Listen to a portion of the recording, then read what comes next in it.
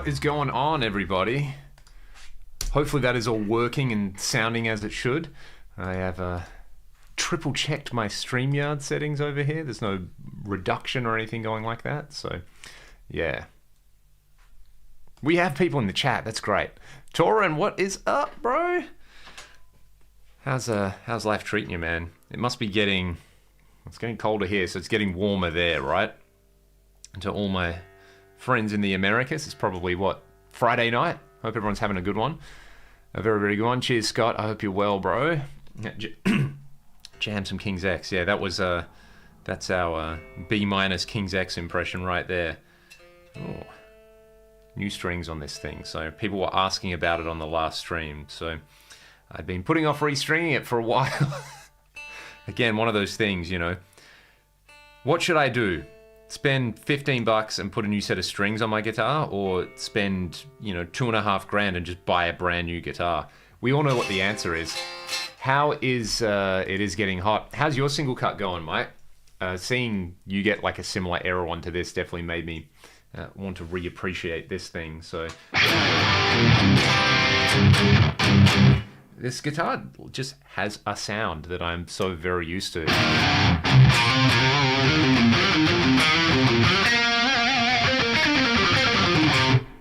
I think it probably helps it's lived in the one tuning basically its entire life. So we got to do some stretchy stretch. Traveling, so I haven't had a chance. Shame. Well, it's there. It's there when you're back, right? Which hopefully means you're back soon. So, all right, where are we? Very, very cool. Who else is in the chat? Ray, what is going on, bro? Stefan, hey mate, hope you're well. R2, R3, cheers mate, I hope you're well. Alfred, yes mate. I think we talked about this briefly last time, right? So, oh yeah, these are fresh strings. So I actually restrung a bunch of guitars, which I don't normally do. I normally do one and then just play it heaps until it gets a crust, and then drop D tuning. Similar, this is drop C, so drop D, but down a whole tone again. So yeah, this thing, it's really weird, like this guitar.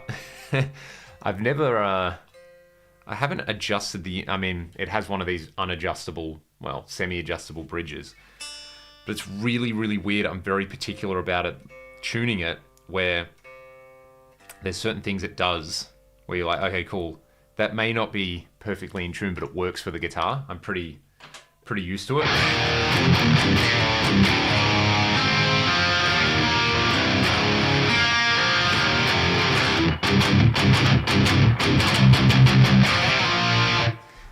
Definitely unwound. Yeah, got to be able to do that on the unwound string.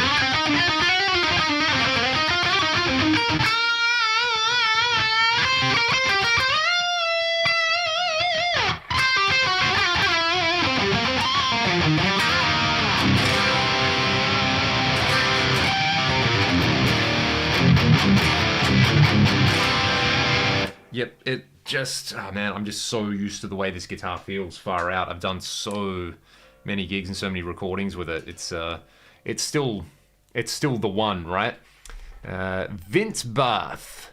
Hello, I'm from Pahrump, Envy, Gateway to Death Valley. I praise your work ethic and your skill. Thanks, mate. Gateway, well, Death Valley be getting warm, right? My PRS Custom SE hates drop tuning, I guess, because it was only $800. I mean, this is like the opposite of what you would consider like prime for drop tuning, right? It's a 24.5-inch scale, single cut thing. Like, it shouldn't work, but it does. A big thing, getting the right string gauge and then, you know, adjusting the relief and the action on your guitar for drop tuning definitely helps. Giga Crafty knows what's up. Jim, greetings from South Africa. How's it, bro? How are you, Jim? What part of South Africa are you from? This one's for Giga Crafty.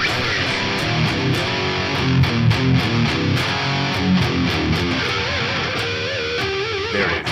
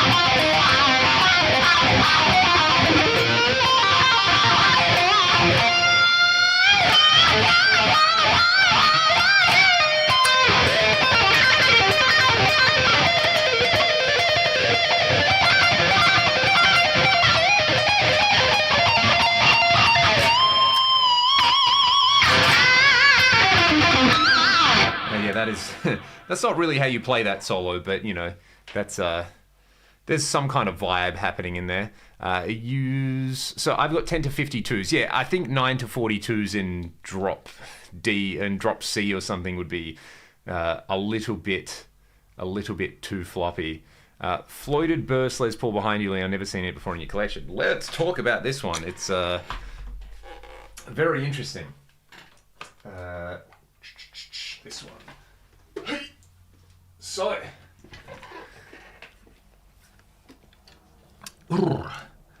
Not very warm today. Mid-90s, nice. Perthian's no heat as well. Yeah, absolutely. It's actually kind of chilly here. Finally, we've had like the longest stretch of heat. It's the longest, basically, summer, spring I can ever remember, having lived here my whole life. It's unreal. Like, it's only just started getting chilly. So let's talk about this guitar, right? I think I pulled it out on the last stream. The guitar, that is.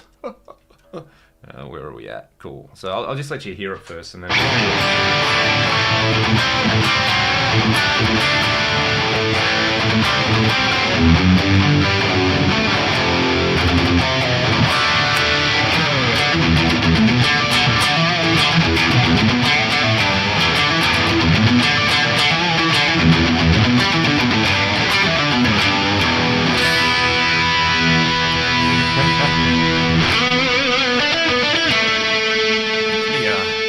move where the comments go. I feel like I should be able to control where this goes in some setting. Okay, so all right, Torin, take it easy, bro. Be well. I'll chat to you soon. Yeah, what on earth is this? So, is it a Les Paul? Yes, it is. It's a genuine Gibson. It has LP, but I like to think it has LT on the headstock. What other interesting specs does this have? So this bridge is called a Stetz bar. It's designed as a non-invasive Les Paul tremolo system. So it's a linear trem on there. You can see there's like a base plate and it pops on where you would have the tailpiece and the bridge, but you can maybe, where can I actually, yeah. So like, you notice this, there's some damage happening under there. When I got this guitar, someone had very poorly fitted a Kala or a Kala tremolo on there with a chisel. So it looked like a moon crater under there. And then they decided that was a bad idea and they put the original bridge on. So it had like a big just ice cream scoop out of it, basically. So my dad and I filled that with trying to get some matching maple on there. Then I was like, I had bought this Stetz bar just as a lark to try on a different guitar, right? I thought, Les Paul with a trem, that'd be cool. And I didn't love it on the guitar I had it on, but the plate was like the perfect size to basically cover up that big wound in the guitar. Now, what's going on here, right? Weird stuff. What's going on here? 5-piece neck. What's going on here? This is and a tummy cut. So yeah, this is shocking, right? So this is not late 70s weight relief. This is a Les Paul Artist. So I'm sure a bunch of you are familiar with the Gibson RD Artist. So when the RDs didn't sell very well, they chucked a bunch of the RD features into a Les Paul. So it's got the Les Paul custom style multiply binding on the top, but not the back. It has Les Paul custom style inlays. It's obviously got the, LP inlay here. Very similar looking guitar. Gibson did a run of guitars called the Les Paul Artisan at a similar time, but this is an Artist. Basically, got this guitar, had a poorly fitted color, all the electronics have been ripped out of, it was absolutely brutalized. So it's had a refret. Shout out Williams Guitars here in Perth, did an amazing job with the refret and the plec. All the back of the neck was all gunky, so that's got like an oil finish on it now, which is really nice. And these are pickups from New Zealand, Mr. Glynn's pickups. So that's a P90 in the neck, and I guess it's kind of like hot PAF style. I think the covers look super cool. So yeah, this guitar required a lot of work to get functional again, but it sounds good. Yeah, it's like, And it's properly a Frankenstein, right? Like, it was an abomination out of the factory, and it's just been brutalized more and more. May I request Whitesnake Bad Boys? That's my type of request. Where's the... Oh, yeah.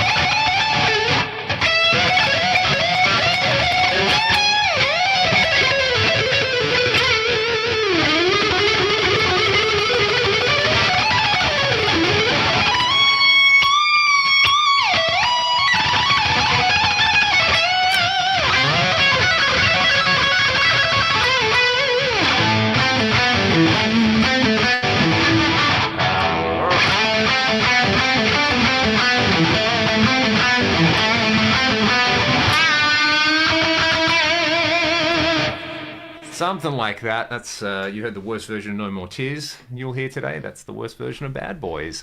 Was watching a new interview with Kathy Rhodes and Rudy Sarzo. Kathy has a stack of classic compositions that Randy wrote. Ooh, that's very, very cool. Very, very cool. Firehouse, Bill Levity, yeah, dude.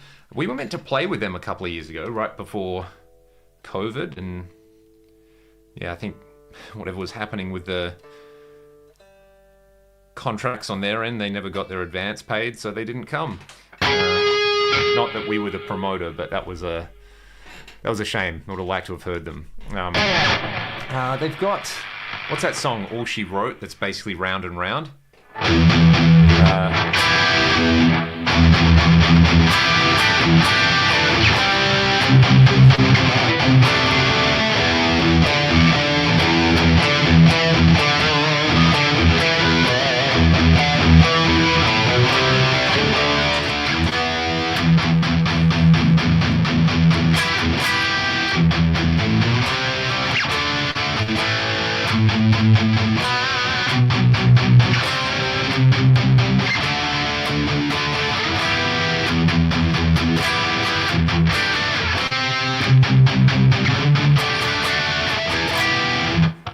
Yeah, that's a good chorus. They're like Bon Jovi Rat, right? Arthur Marks, what is your opinion on the Boss GT1000 AX8? I mean, I really like the fractal stuff and the way it works. The GT1000 also, I've had a lot of luck. I've got a couple of students who have the GT1000 and the GT Core. A lot of luck getting a lot of really cool sounds out of it. Depends what you want. Like the Boss amps don't really model specific things or sound accurate. Like if you want an accurate JCM 800 or you want a accurate 5150, you get a fractal. If you want like distorted guitar sound one and clean guitar sound one, then the GT would be more up your alley. Are pretty much the same settings, yeah. And you know, the big difference being that like there's a sound guy at gigs, so they can be like, dude, you've got way too much bass or not enough mid-range or something, so I can just tweak things in. But that rarely happens for the gigs that I do. I normally just kind of plug and play, and you know, they'll do some broad adjustments to get it going in a mix. How about Winger 17? Yeah, don't play it like Reb does.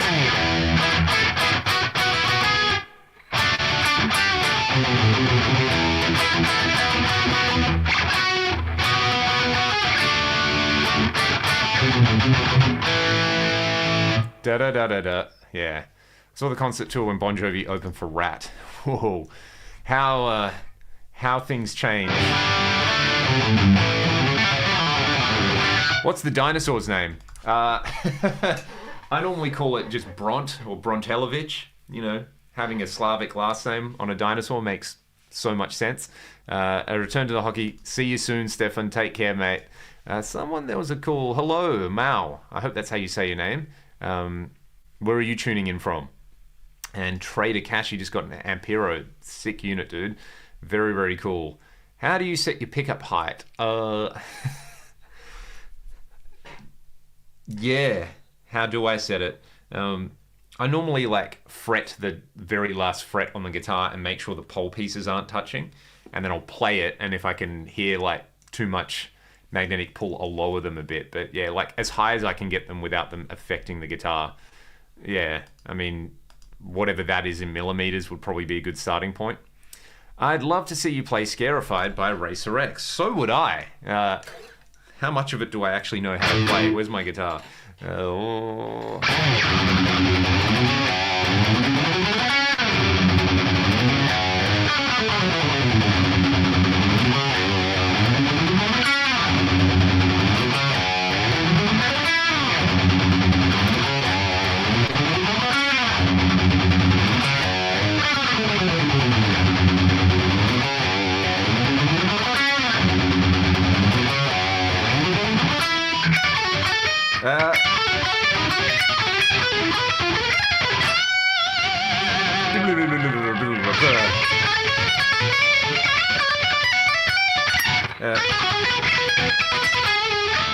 Man, I cannot. This is where I kind of tap out, and then you get to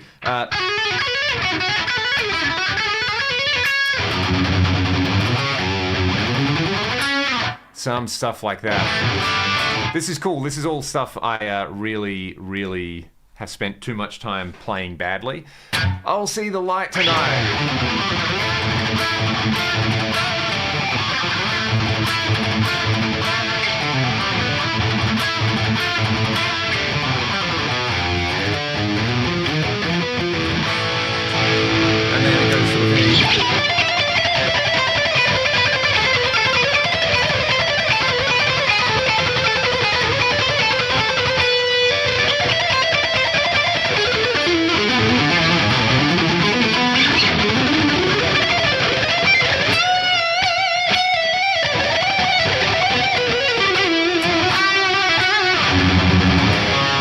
That whole thing. Man, that intro riff is really hard, getting the...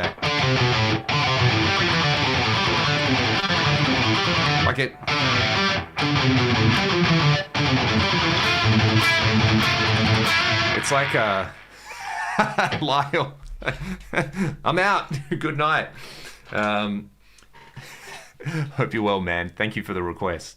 The middle bit from Technical Difficulties.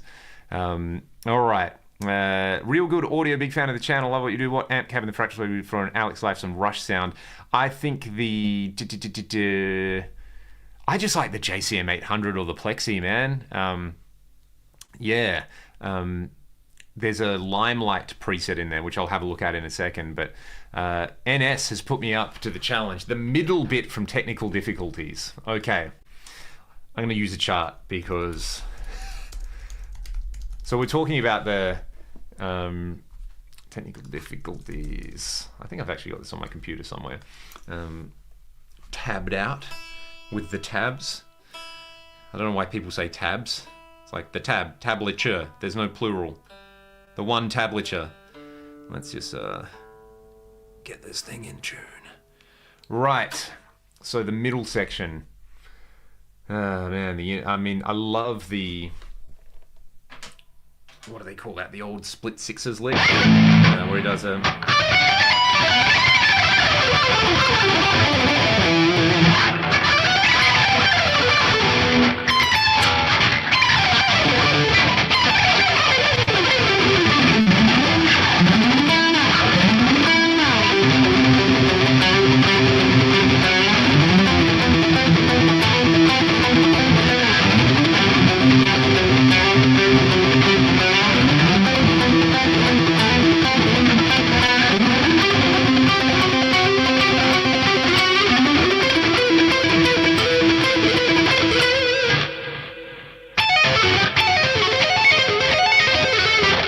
of stuff. I think the...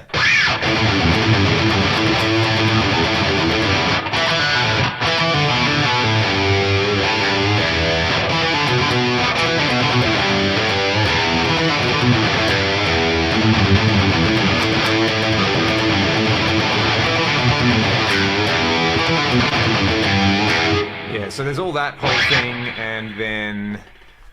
Where are we at?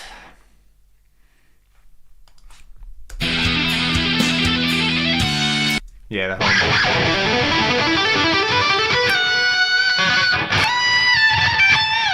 whole... Paul, you animal. So, this thing,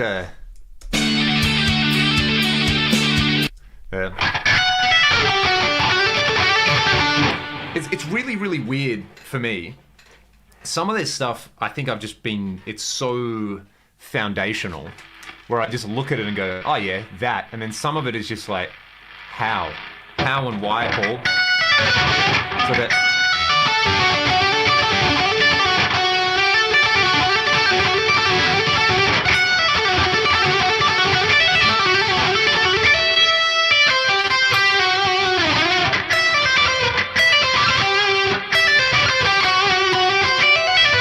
So there's this cool, like...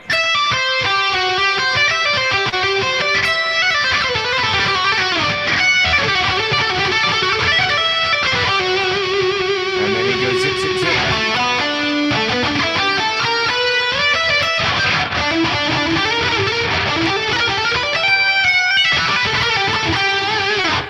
Alright, so I need to know exactly what section we're talking about, the middle bit. Like, there's this bluesy pentatonic stuff he does, right?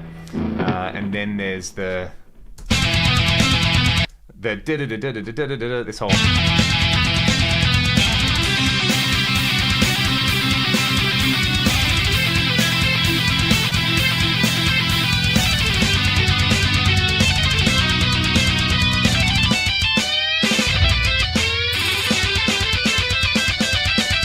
Oh, this thing?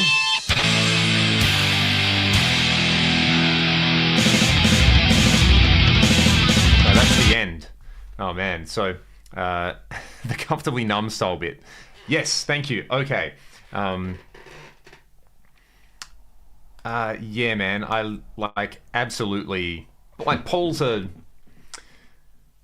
old school rock guitar player at his core. You know, he's like Frank Marino, Rowan Trower, Pat Travers. That's I think really what he wants to do. He just happened to be insanely good at the Dimiola Malmsteen thing, right? Where he was so good that it's sort of like he made it his own. So let's go to the breakdown, shall we? Hey, Wolf's Den Music is in here. Cool. Solo from Cold Sweat, Thin Lizzy. Oof. Let's try and get to that one. Oh, man. Talking about selling this new stuff, buying an FM3. I've definitely blown fewer fuses on my Fractal stuff, put it there. Nick, hey man, what's up? Steve Morse, Too Many Notes, yeah. Do that LP. They're Glenn's pickups, man. The neck P90, Nick. It is the stuff of dreams. Yes, T Crane. So I'm going to get back to technical difficulties in a second. I remember downloading on Kazaa or LimeWire back in the day, Nagasaki, and it was labeled like George Lynch. And I was like, whoa, this is cool. But yeah, it's actually Whitecross. So that's amazing. It sounds very similar to like the Paris is Burning intro. Been a long time since I thought of that. Thank you, T Crane. All right, where are we at? Paul Gilbert doing the breakdown thing, which happens. Man, I always forget this whole...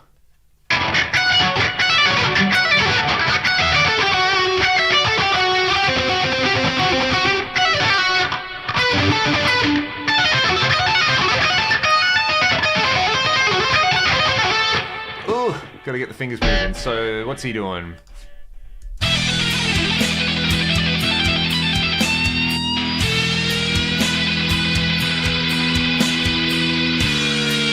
This whole thing.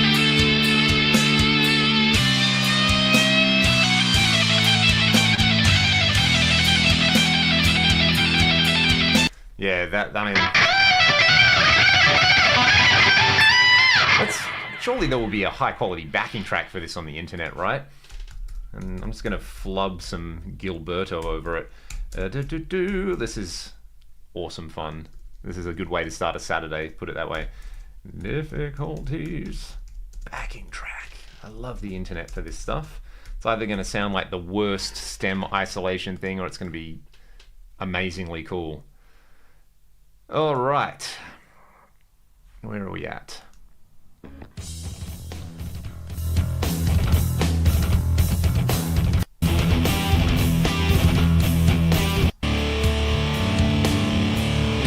Yeah, this thing.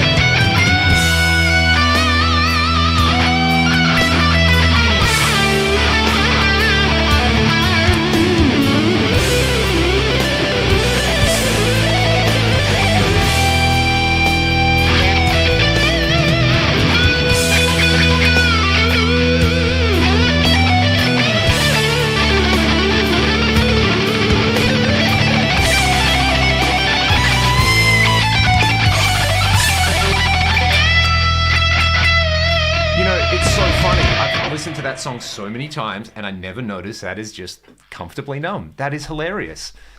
Some garbage like that anyway. So what are we talking about here? The only Uli solo I know is the one everyone knows, right? Oh my god, that was terrible. I gotta get into this swing picking thing he does.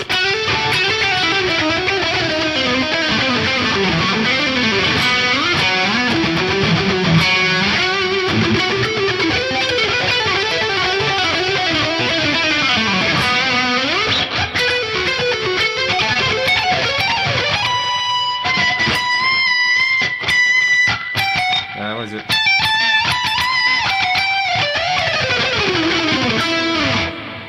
So good. So good. Yeah, what are we talking about here? Anyone can play fast. Can you play it slow? Probably can't do either in my case. So,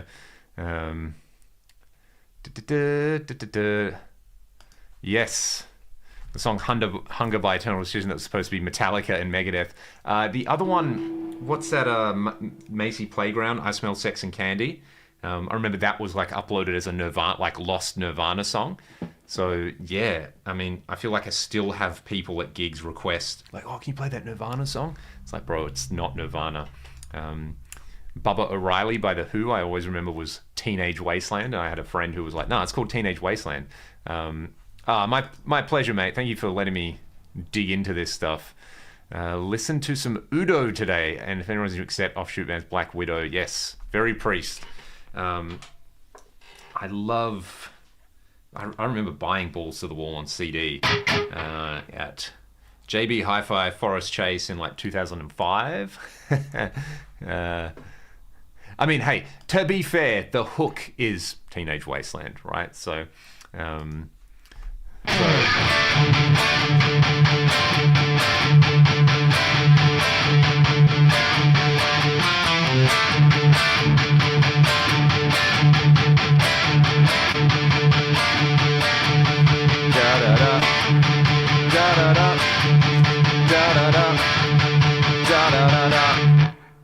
and then it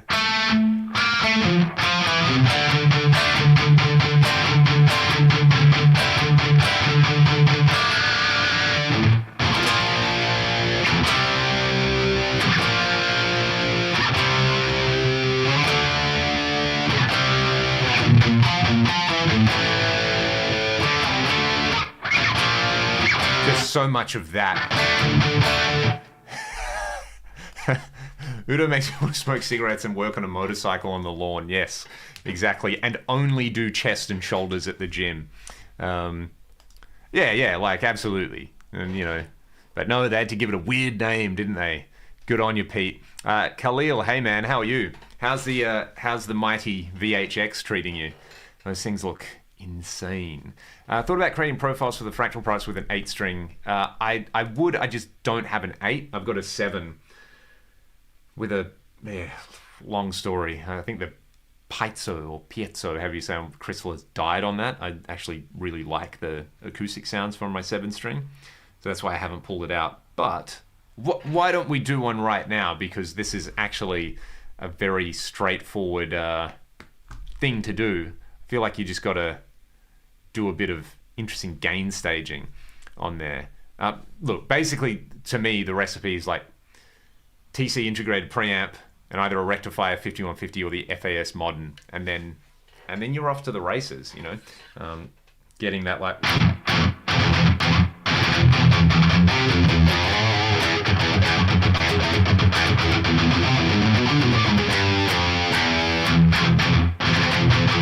just trying to manage the low end. I feel like a lot of modern 8-string guitars, the way they voice pickups anyway, kind of naturally shaves that off. Like if you've heard an 8-string tuned with a low E, it doesn't sound like a bass guitar. It doesn't have anything like a bass guitar pickup thing. Yeah, dude, I would love to get my hands on one to play one. I only learnt yesterday as well that the VH4, they did a stereo version as well, like a 50 watt per side power amp with a stereo loop, which sounds pretty darn amazing. I would love to try one of those. All right, what am I pulling out next? Hey, let's chuck that one up there. That's very, very cool. I just did a couple of very basic mods to one of my Strats, restrung it and broke the E string. So I would pull that out, but let's get the chili out because this thing's a monster. Absolute monster. All right, where are we at? What tuning are we in on this? Probably, it's standard, cool. For once. A guitar in standard tuning, what a miracle. Oh yeah, it's getting cold here and my guitars don't like it. Gotta get some better temperature control in here before they all abandon me. Where are we at? Everything's a little bit sharp today. In summer it's always a little bit flat, isn't that funny?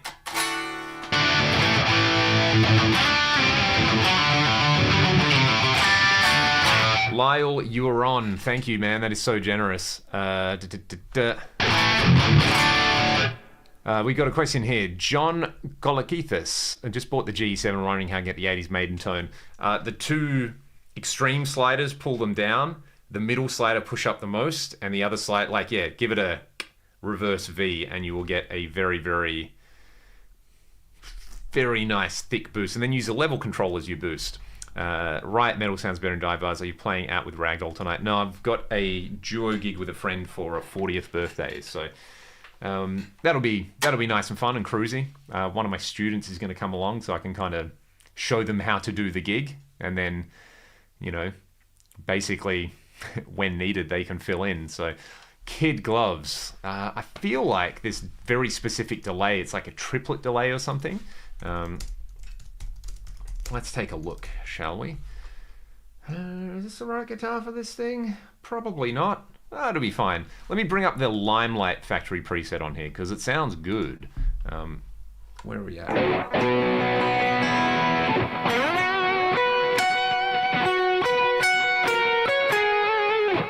That's got the delay happening, right?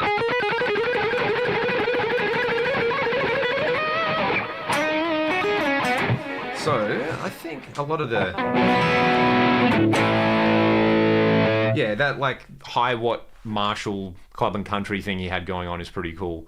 But by grace under pressure, you know, we've got a bit more of this happening. Right. So, what are we doing? It's in 5/4, that's right.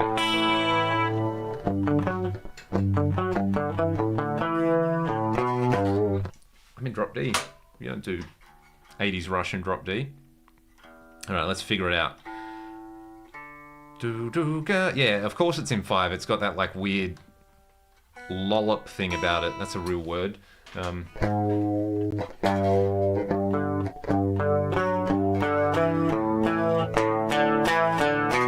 So 1, 2, 3, 4, 5. 1, 2, 3, 4, 5.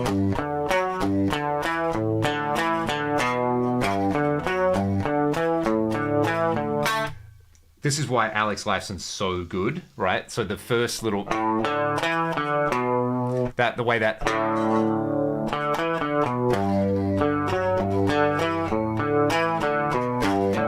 like the way that is leading back into the G, and then the way the next riff goes.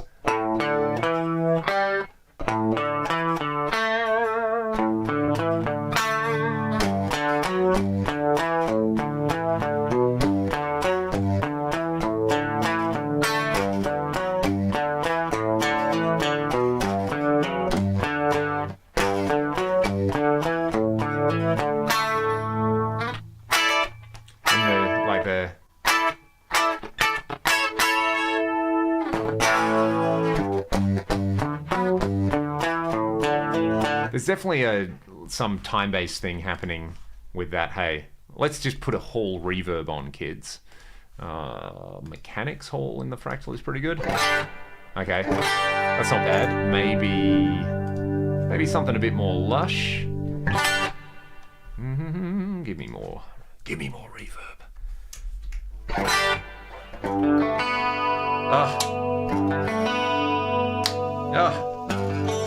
Now we're talking.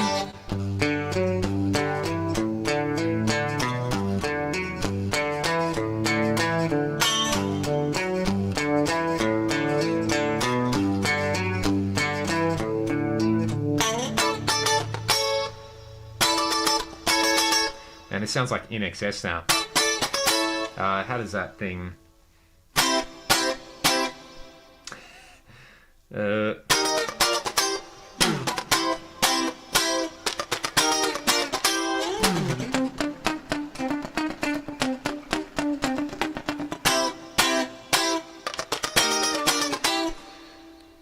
They had some great clean sounds. Hey, so yeah, there's that, and then there's.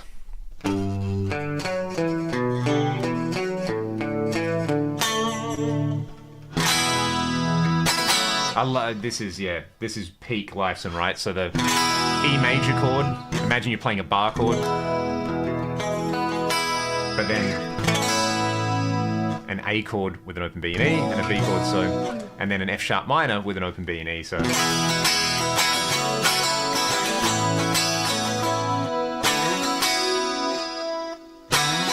And then, yeah.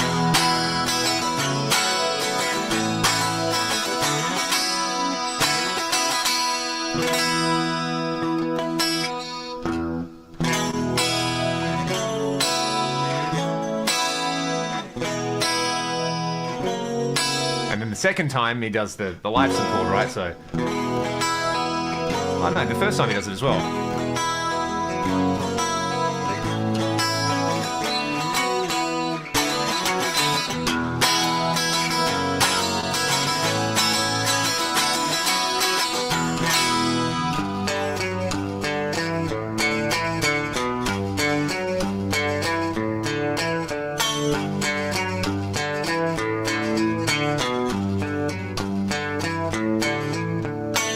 That song, that riff in particular, there's a very particular feeling I get, and it must be associated with my childhood. I was born in 1988. That, like, Lydian tonality thing. Where you're just kind of playing G.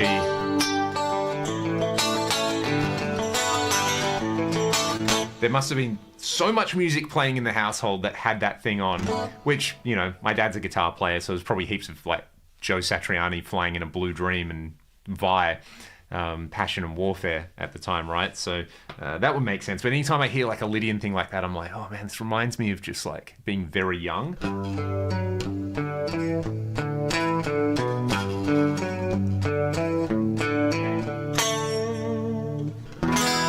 So good. This also kind of reminds me, I've been ignoring the chat, but thank you, Lyle. That is killer. And Khalil, thank you, man. I appreciate it, mate. I appreciate your appreciation. And yeah, hopefully that VHX thing can come to fruition at some point, or fruitation, as a friend of mine once said. Earl, you're here, mate. This is a good one. Do the major guitar YouTubers know each other? Like, do you know Ola, Brett Kingman, Pete Thorne? Look, it is a secretive cabal of music influencers out to get you to spend all your money on musical equipment. We all know each other. No, I don't know Ola. I've never met him, had maybe like 1 or 2 interactions. I've seen him like leave a comment on my videos from time to time. I met Pete very briefly in the States. I know Brett Kingman's a, absolute mad dog. Brett plays with a very popular Australian artist called James Rain here, who's like, I don't know, the Australian Sting or Bruce Springsteen, something like that. So I knew about Brett long before like guitar YouTube. And then when Brett started doing guitar YouTube and basically wrote the book on how to do it, it was kind of like, oh, I think I know that guy. I met him. I was doing a sideman gig with a female singer-songwriter who opened up for James. And Brett was just hanging out backstage. And it was one of those things where I recognized him, but I forgot that I recognized him from the internet. So I was like, oh, hey, mate, yeah, it sounds really good. What's going on? And then it like dropped. I was like, you're the guy with all the pedals. What are you using? And he was like, mate, I'm using like a Line 6 M13 straight into a backline amp. I don't care about that. So, and I think not long after that, he swapped over to Fractal. So yeah, look, here's the thing about, in all seriousness, anyone can do this. It's not like you have to go and get accredited, which is why it's cool, and also why it can also be super not cool, right? Because just, absolute meatheads can jump on and be like, this is the way stuff should be, and people listen to it and they're like, oh, well, you've got a camera and an internet connection, you must be legit. And then you have super legit guys like Pete and Brett who have spent their entire lives as professional players sharing knowledge freely. That's one of the very, very cool things about the platform. So yeah, there's a bunch of very cool people I have met because of YouTube, and there's a bunch of people I really admire who I have been able to connect with through it. So that's really nice. And then there's just a bunch of people doing stuff. I'm sure, I've had plenty of experiences where I've run into people who I know from the internet in real life, and it's like you kind of know each other. So it's a weird thing, right? So yeah. What creates the chime in that clean tone? All right. Are you ready to be shocked and appalled? So I really like that era of music, obviously, and the sounds. And the thing is, what am I doing? If you look at, like, you put a Rockman and you run some sine sweeps through it and some pink noise, it looks a whole lot like just a tilt EQ into a compressor. And in fact, it sounds really, really, really similar when you just use a tilt EQ into a compressor. So hopefully everyone can see this. Yeah, look at this. So what was I saying? Tilt EQ, center frequency 1.6K. I'll just build this from scratch for you all to get the chiminess. So if you just run a compressor, actually there's a Rockman compressor in here now, but DI sound. And I have the pickup split and I'm on the middle pickup, so it's kind of like a telly middle position. Compression. And then you do the tilt EQ into it, and there's the chime. And then you add the stereo chorus. And then you add dual detune to the stereo chorus. Ooh, this should be in stereo. There it is. I should hit save on that. Yeah, there you go. And then reverb,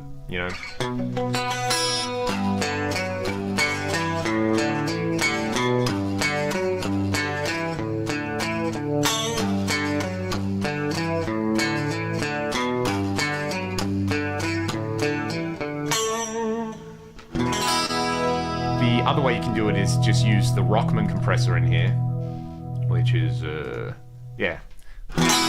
and it's got a tone control on it, so you can go crank that. There's your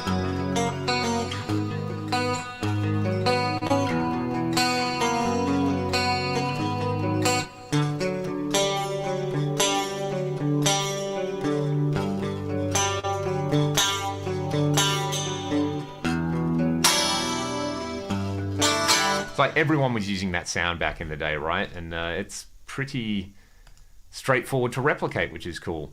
Yeah, it's not dissimilar to a piezo or a JC120. Can you get the EVH chime sound? Do you have a reference recording for me? I would be keen to try that. Where do you get your inspirations to experiment with new sounds? Good question. A lot of the time it's listening to stuff where you hear a particular sound on a recording, you're like, that's cool. The other thing that I really like, and this is cool to know about the Fender Studio stuff, so there you go. There you go. Like someone was telling me the other day, like, I don't care about this free DAW thing. And it's like, well, I've been using DAWs for like 15, 16 years recording stuff, so I'm used to what to expect. But if you've never tried one, for free, you've got a little interface. That's not a bad deal, right? I get what they're doing with, you know, you have a free product and you use it. Well, it's like, hey, you're interested in recording? Maybe you're interested in buying a guitar or an amp or a modeler or something. So, yeah. But if you just use it for something that's free, that's sick, right? JC120 without the extra 70 pounds. Women in Love. I will have a listen to it and give it a crack in a sec. Thank you for the reference. Yeah, that's I wonder what he was using on that. I always feel like Eddie, so much stuff was just like, crank the amp, turn the volume down. And Joe, I appreciate your appreciation too. Pete Thorne was very helpful during one of his live streams when I was having Nano Cortex. Yeah, Pete's a dude, man. Pete is like, the amount of vital information that man has shared for free on the internet. You know, I see people be like, oh, but Pete, everything you play sounds really, really good. It's like, of course it should. He's really good. And also, if I was making a pedal or an amp, he's just like the first person I would send it to and be like, here's a blank check. You're awesome. What does it, you know, what is it worth to you to spend a day playing this thing and share it with your audience, right? I feel like that's just, you know, a reward for sharing all that free stuff, right? You're aware you're super legit. Look, I have an internet connection and a camera, and if people want to engage with that, that's pretty awesome, and I feel like I do owe them, you know, some honesty and transparency, so I appreciate it, put it that way. Yeah, the guitar YouTuber cabal. People speak about it like it's real, right? But it's not. It is, look, it is so loose. It is so loose. The stuff that I have been sent by unreal brands who are just like, we don't know what to do with this, but if you like it and you want to make a video with it, go for it, bro. And then you just don't hear anything. You're like, so when's this thing coming out? They're like, do your video whenever. Other brands are more specific, but man, I literally do not work if someone wants to come to me and say, here's a product, we want you to do A, B, C, D, E, F, G, and it has to be this, this, and this. I normally just say, that's cool, I'll skip this one. Because that's not how I work, right? This is how I work. It's like, hey, Leon, here's a pedal. Do you want to do a video with it? Sure. Let me spend a few hours with the pedal, you know? This is what my hourly rate would be if I was teaching you something. So let's just work off that. So that's how it works for me. And it is so decentralized, and there's no, you know, no standards that are adhered to. It's a very odd industry that has sprung up, right? There's no certification for this stuff. Anyone can do it. But yeah, it is so, as an industry, the whole, because it's marketing, right? Like what I do most of the time is influencer marketing. That's what they call it now. It's like, you have subscribers on a channel, we want to give you a product, and if you can talk about the product, then there's a relationship there. So that's cool. It lets me do this, which is amazing, right? I get to play guitar all day, and I get to, you know, share things that I'm excited about with people, and that's basically funded by companies who have products that they want to sell. This is how it works. It's not like, you know, I'm salaried to Fender or Fractal Audio or something like that, and then I've got to like sneakily influence people and be like, no, this is, you know, it's not some like psyop kind of thing. So yeah.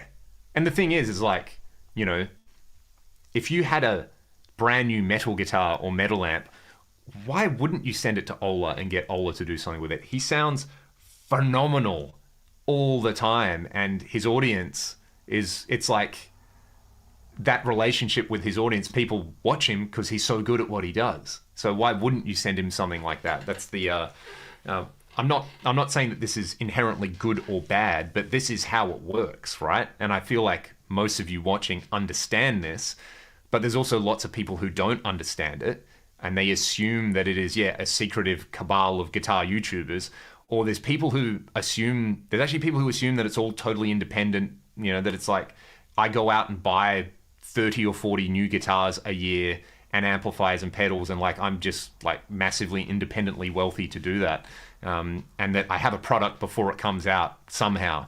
That's obviously not how it works. So, see, Lyle, you've cracked the code. You've cracked the code there, where it's like, hey, you want me to review around? Oh, please no, please don't open it up and tell your audience about what is really, really in there. So, this is the thing, right? It's like, I'm sure lots of you are aware of Lyle's channel, Psionic Audio, and you can just watch it and you can just learn lots of interesting things about how stuff works, and also about how stuff doesn't work, right? Because Lyle mostly works with things that aren't working, and he gets them to work. So, do you retube and repair your own tube amps? Degree in electronics? I don't have a degree in electronics, which is why I don't service my own amps. I have a few friends who are really, really good at that stuff, so I just let that happen. I think the difference between 18-year-old Leon and soon-to-be 37-year-old Leon, that I realized the value in expertise, where it's like, you know what? I could spend a lot of my time to do this really badly, or I could spend a little bit of my money and a little bit of somebody else's time to just to just do it right. That's the thing there. So what are we... Psionic Lazy J review when... I did one a few years ago. Utter unsafe, overpriced garbage. There you go. There you go. There needs to be more of this shit, right? Because I get sent really good stuff all the time, and I'm aware that this thing's really good, like Exhibit A. Let's put this back on the wall. Ooh. This is an insane guitar. I have been playing this so much. It's unreal. I really, really genuinely think it's unreal. It plays so well. It sounds so cool. In fact, it will sound really good for this kind of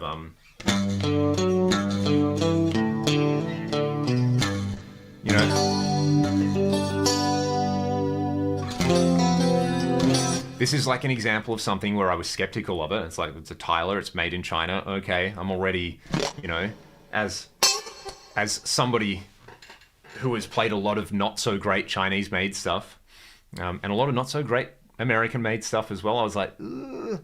But it's really, really good. I'm ridiculously lucky where most of the stuff I get is like really, really good. So I don't have to break people's hearts going through stuff and being like, hey, this sucks. But yeah, Lyle, I have to say that I massively appreciate what you do, especially when it's like, hey, if something's good, you're going to tell them that it's good. If something's an overpriced piece of garbage, well, it's an overpriced piece of garbage and people should know. So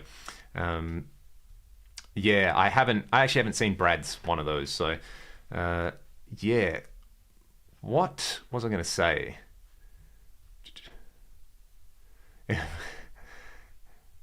If they can say soldier and now say solder. That's how we say it down here. We love to butcher things. Also, like Lyle, I just watch your videos to hear your voice because it's a beautiful thing. It's just so nice. It makes me feel really, really, really good. I'd totally listen to like a cooking channel if you did it. Teach people how to make red beans and rice. Oh, good. Thanks, mate. I feel like I'm pretty good at blowing things up.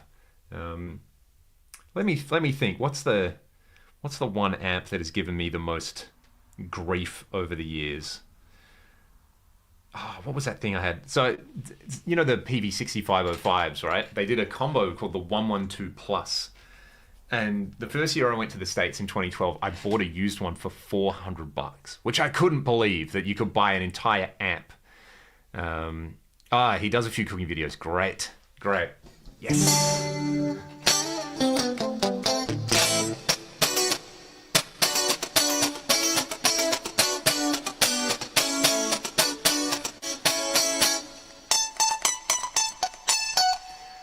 That's kind of the thing. Yeah. Well, what happened? So it was a decent little amp, and we played this dive in Topeka, Kansas. It was just on the, I think the first year we played, and then every year we'd go back and play there. The owner really liked us, and it was a weird gig where you'd start at like 1 a.m. and everyone would come out on a Tuesday night. So it was good fun. It was pretty loose. The owner would always play Dangerous Toys. Where like we'd walk in the venue and he'd have it teed up. He'd be like, "You guys again? You sound like Dangerous Toys." And I was like, "No, we don't, but cool, man." And yeah, I feel like one year we ended up playing there a couple of times as we drove around the Midwest and South, right? So it was a cool little gig to have. I really liked that.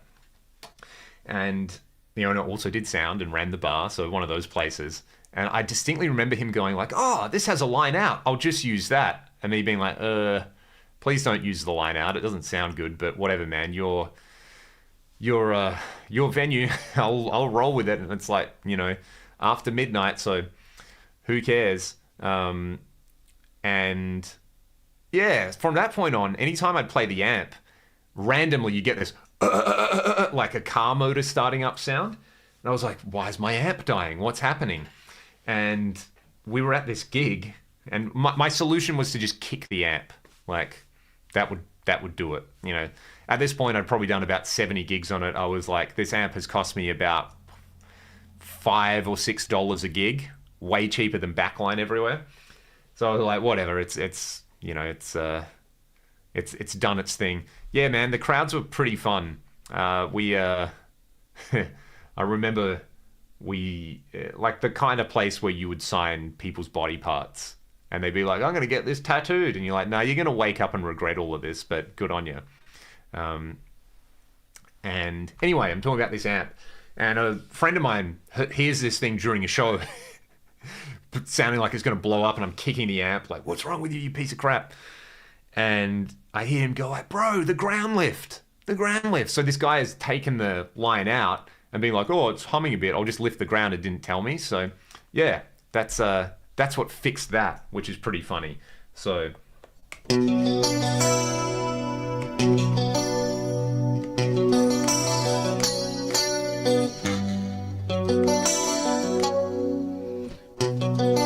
what I heard the other day is, remember Tears of Sahara? The Tony McAlpine song? That came on and I was like, "Oh my God, I forgot this exists."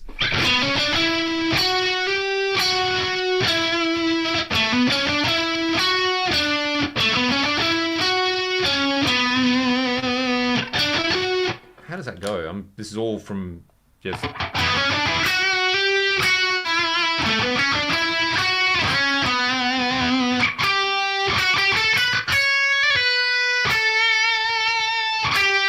That's not it. And then the...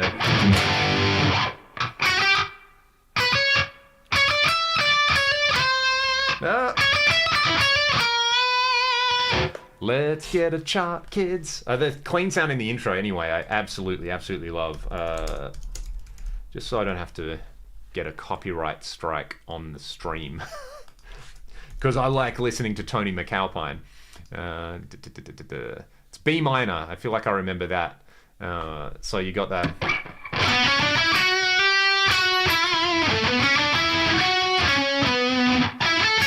And then... No.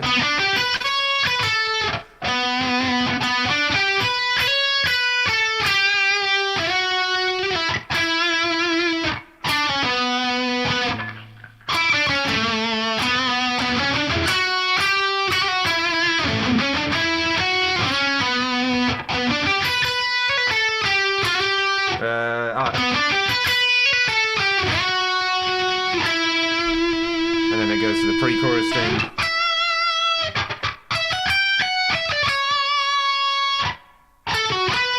That's a cool line.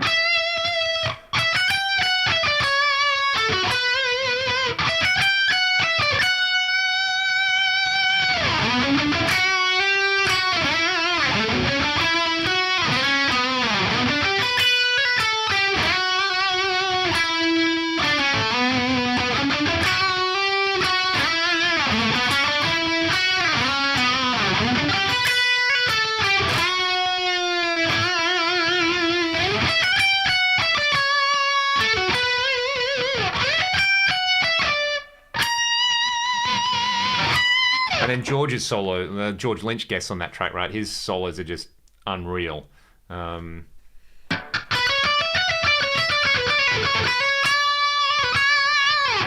Yeah, so good. Anyway, I just figured I'd learn that line. I really, really like it.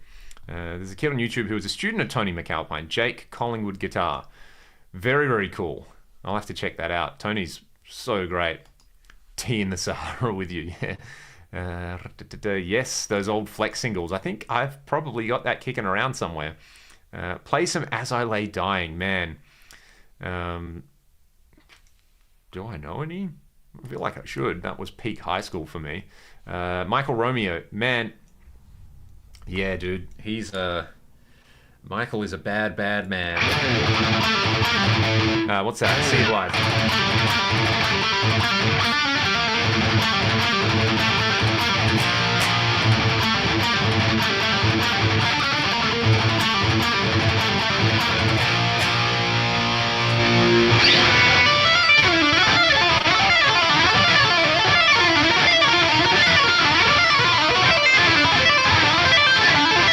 That's right.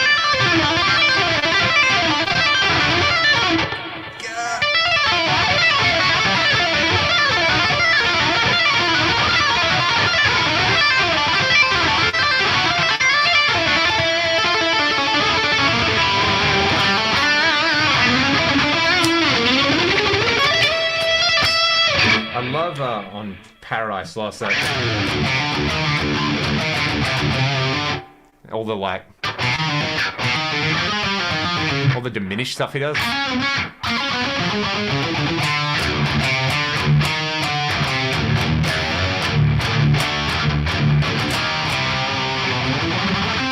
Yeah, amazing guitar player. Amazing. Yeah. When I heard Symphony X, I was like, this is for me. Paradise Lost, I think, is the song Paradise Lost has one of my favorite vocal things in it ever. Like, Russell Allen is unbelievable. You know what? This is worth getting a copyright strike for. Or a copyright strike, whatever. Maybe Symphony X will earn 1,000th of a cent.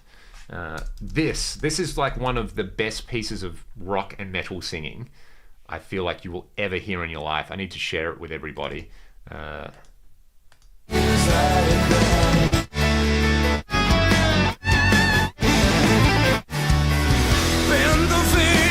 Play an instrument or sing where it just like you feel it in all of your body. That gives me shivers. The way you can just hear how he's just opening up his chest voice on there and just going for it. It's like up there with the best like Dio, Coverdale kind of stuff. So yeah, Russell Allen is so great.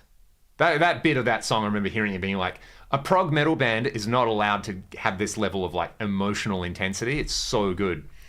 So good. Bill, for you, man. Of course.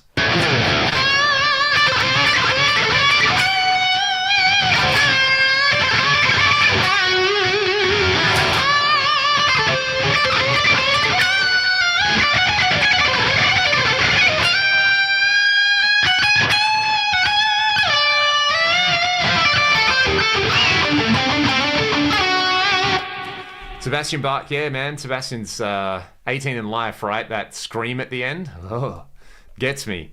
Chris Impiliteri, dude. I don't know how I ended up on this like kind of Shrapnel Records adjacent playlist yesterday, but yeah, I was like, oh, Impiliteri, that's right.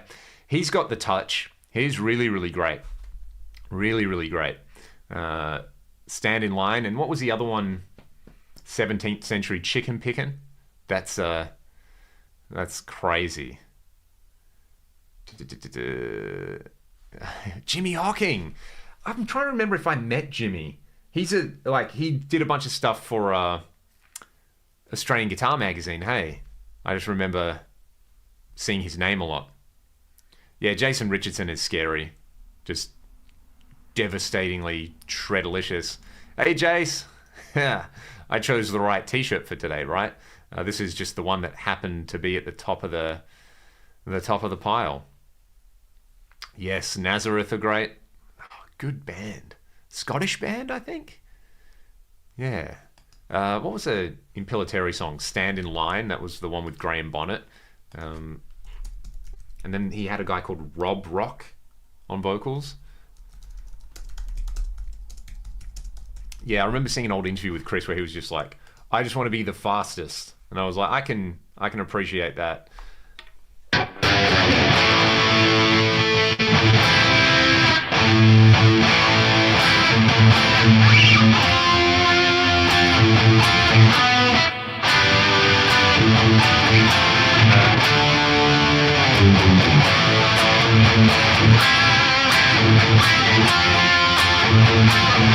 How does that go?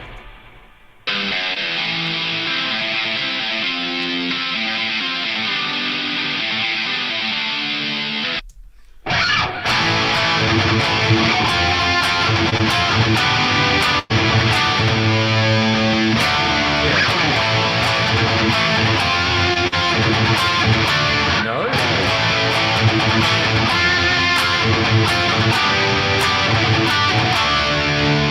I mean, it is just, what's a Malmsteen song?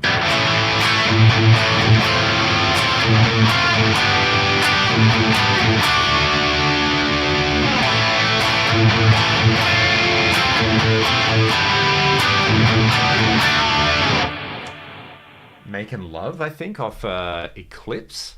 It's just the same song. Who copied who? Because I feel like that Impilatory song was 88, maybe, and Eclipse is 1990. That'd be so funny. No, there's no way I copied Chris Impilatory. That's a very bad Yngwie impression, but he deserves it. The Heart of the Young Winger Gets Slept On. That is such a good song. Such a good album as well. Gaga rules, man. Yeah, she's unreal. Unbelievable production level. The documentary she did not long ago was really, really cool too. Like, very, very confronting in a lot of parts. What are we doing? Conspiracy theory that Malmsteen copied Impilatory. Malmsteen copied someone who's not Richie Blackmore or Uli Roth for once. What? Where's the main riff? I do really like his first 5 albums. What is going on? Here we go. So it's in E.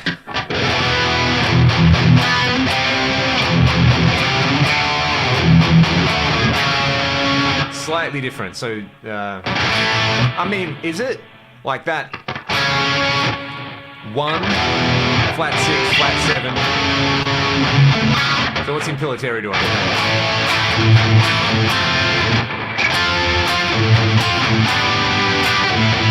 If Chris went and played that chord instead of...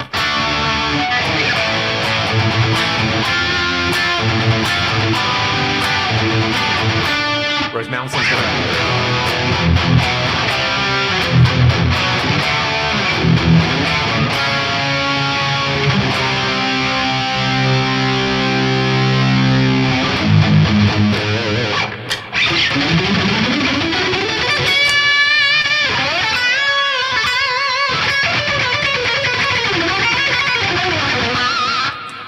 Yeah, that's funny. Yeah, they are basically the same song.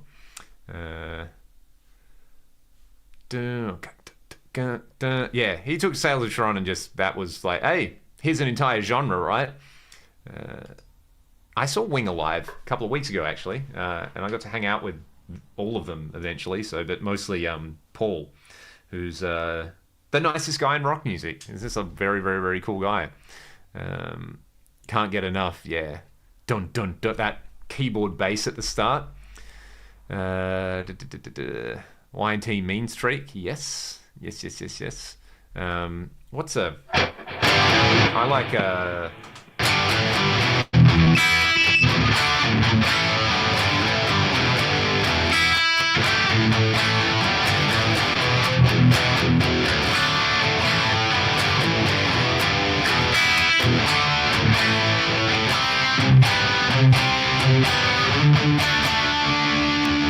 very, very good.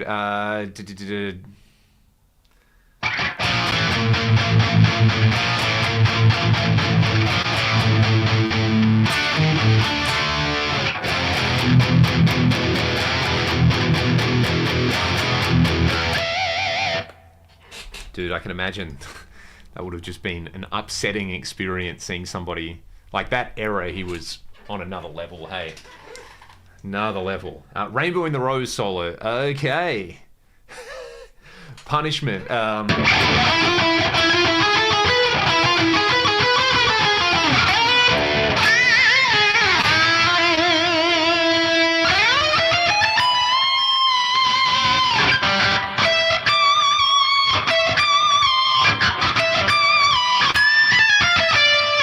What does he do here?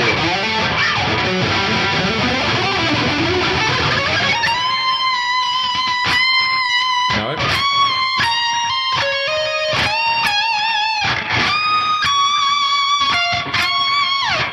Wrong tuning, but I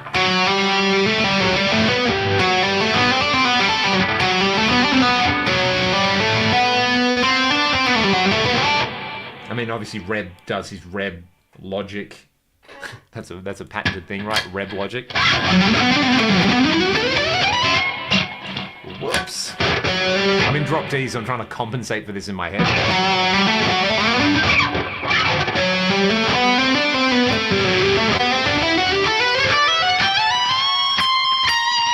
Yeah, that's how he comes out of it.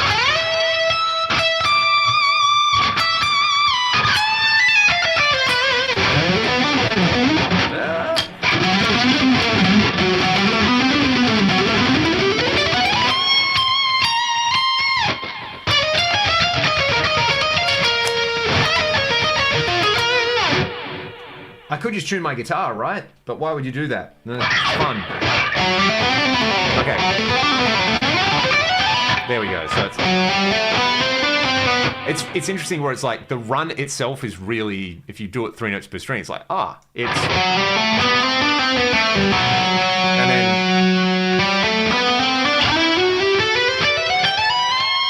And that's my favorite key change in music ever, the semitone up.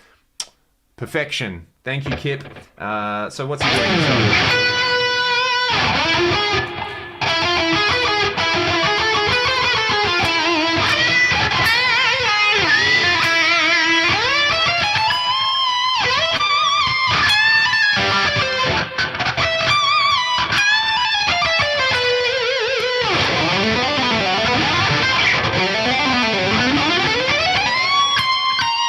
Something like that.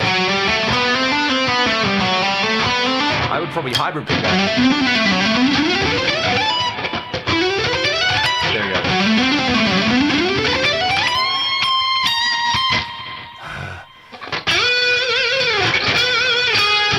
Have some preamp on here, please. Thank you.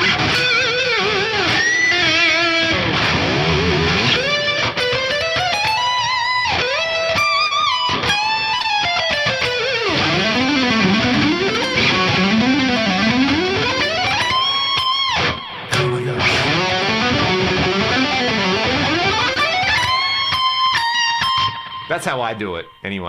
Do I have a backing track for this? Maybe I chopped one up and took out the guitar. Rainbow in the Rose. Oh, maybe? Somewhere. I'm going to watch a video of myself playing this so I can remember the notes.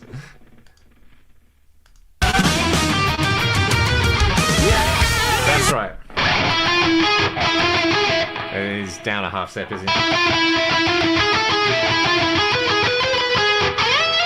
And then it's...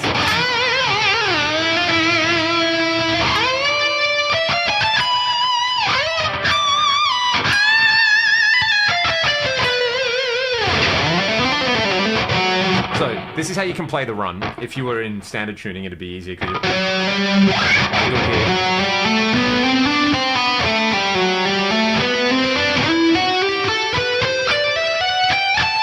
Now here's the best part. He goes.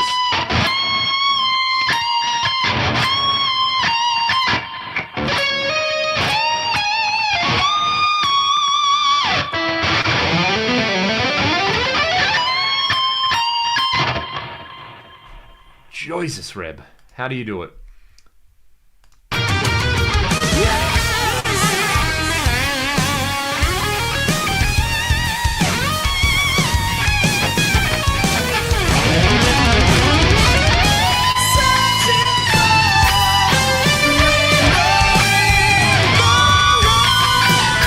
Something like that.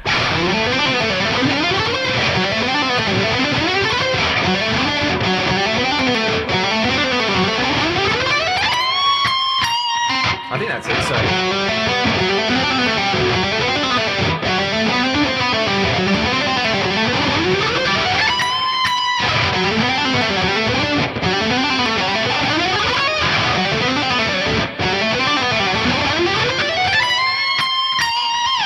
Are there any bands you like where the guitars are probably the least important instrument? Quite a lot of them. 10 to 46s on this.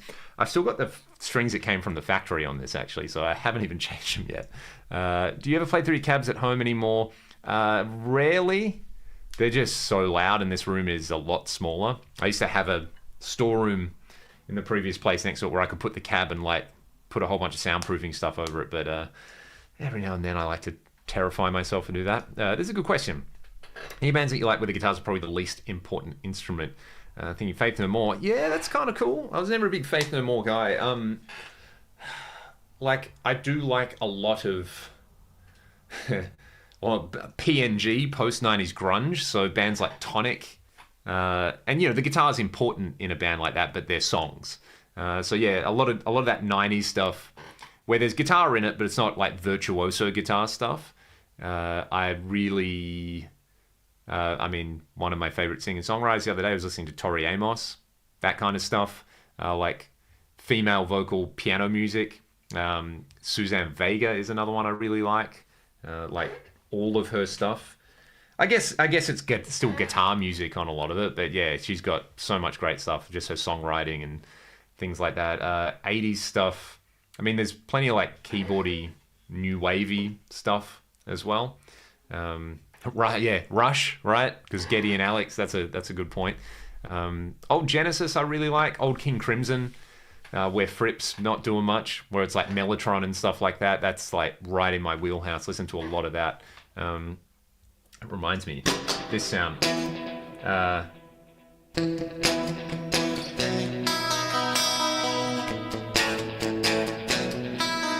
Devo, yeah.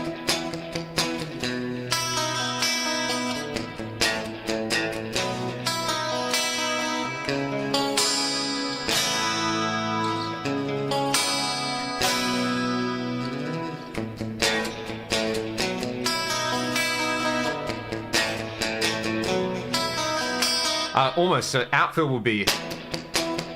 what do I got? Preamp on.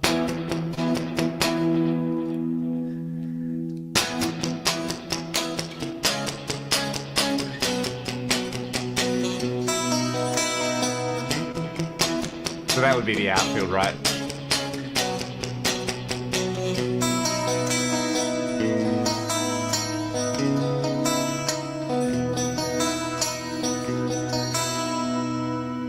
I met BB King and got to jam with him in '86. That is sick, Joe Wolf. Wow. That must have been unreal, man.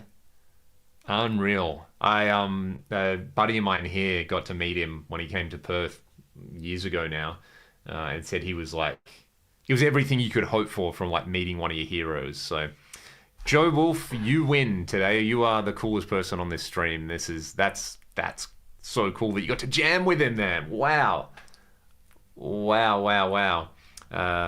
Toto is quite nice for full ensemble guitars and keyboard. Yeah. Man, if you listen to like how Luke just kind of like fits in around stuff, totally agree. That clapped in 87, but sadly, no jam. Thank you, man. That's amazing. Bridge middle position. Oh, yeah, it's definitely the...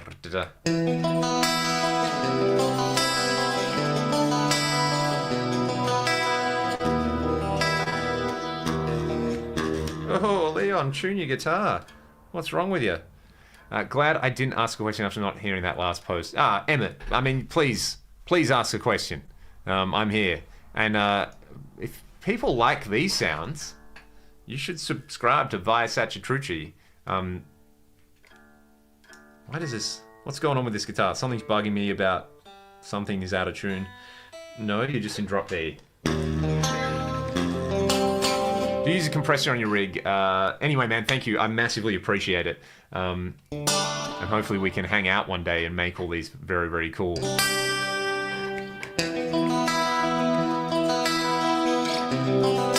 This is just the Fractal Rockman compressor. Chorus and a little bit. Yeah, it was me trying to remember how to play Killer of Giants.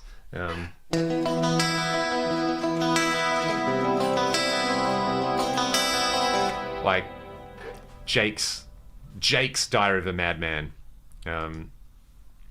Gary Hoey in an airport chatted with him. I've got a Gary Hoey pick somewhere. I don't know where I got it from, but it's a Gary Hoey pick. He was just the Rocktron guy for ages, right? Yeah, cool sounds. Yeah, man, like, dude, literally the day I put a video out for this guitar was the day the tariffs were announced. So you can imagine what the comment section was like there. I was like, oh, God, no. But they're fantastic. Like, this is a proper guitar. You know, the finishes are sick. Like, this feels like a custom-made instrument. I think that's the nicest thing I can say about it. Yeah. Met Neil Sean, that's cool. Very, very cool.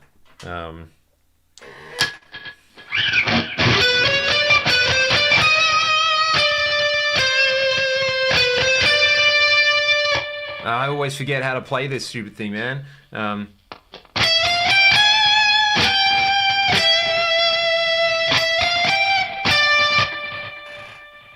This is so embarrassing. Why don't I remember how to play this?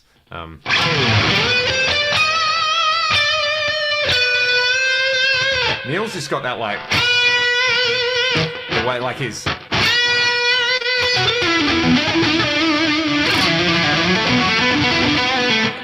I think Neil has the same color, JTG, which made me feel really good. I was like, what color do I want? The black sparkle, and then I saw a clip of Neil playing one. I was like, yes!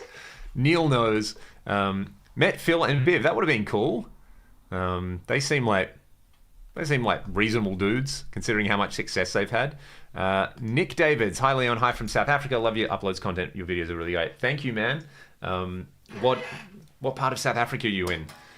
Because we have a lot of Saffers here, as I'm sure you're aware, in Perth. So Cam and Ryan both have South African parents as well. So, I'm constantly surrounded by them, hey? But they cook a nice braai, my bro, you know? Met Nick Bocott, Bruce Cooley, Jennifer Batten. Nick seems like a cool guy. I got an email from him just out of the blue saying he saw one of my videos and really liked it. And I was like, you're Nick Bocott. What? Met Vi. Oh, dude. That's cool. Very, very cool. Vi had no reason to be humble in that time period either, because he was the man doing the coolest gig. I met Nigel Tufnell. Oh, that's pretty rad. That is pretty great. Yeah, I've heard that Bruce is really, really lovely. He played in Perth to like less than 100 people a couple of years ago. A couple of friends went and said he was great. He's my favorite Kiss guitar player, hands down. Bruce has got the touch. Great player. Great player. All right. Because I'm awful at remembering things.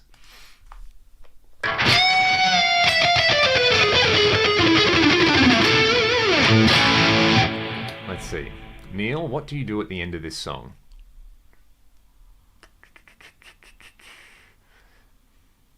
Oh, yeah. I kind of remembered it. There it is, yeah.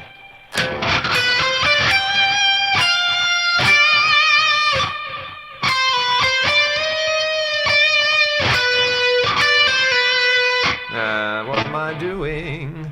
I should be able to sing this.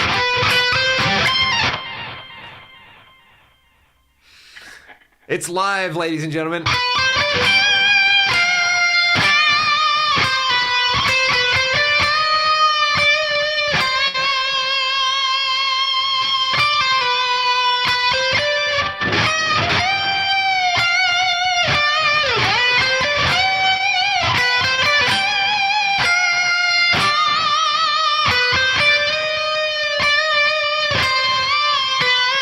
That's more like it.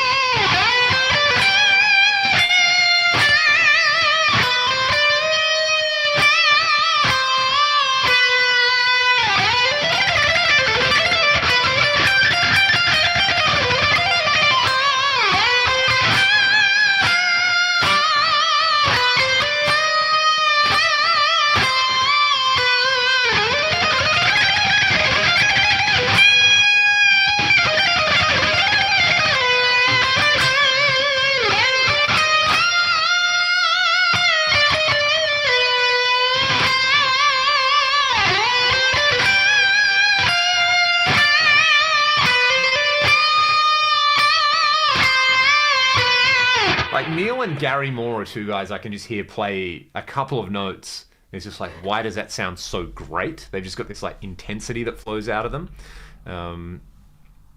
So good. Yeah, Jennifer Batten's unreal. Like, and you know, played the equal top greatest Super Bowl halftime show, right? The Michael Jackson ones. Like the Michael Jackson one and the Prince one are pretty hard to separate. Yeah, that's cool. Hey, Brett, how are you, bro? Good to see you, mate. Play Top Gun thing on that tone. I have never tried to learn that, but while we're here, why don't we? Now, this is cool. Did someone say hardline? Yes. Yes, yes, yes, yes.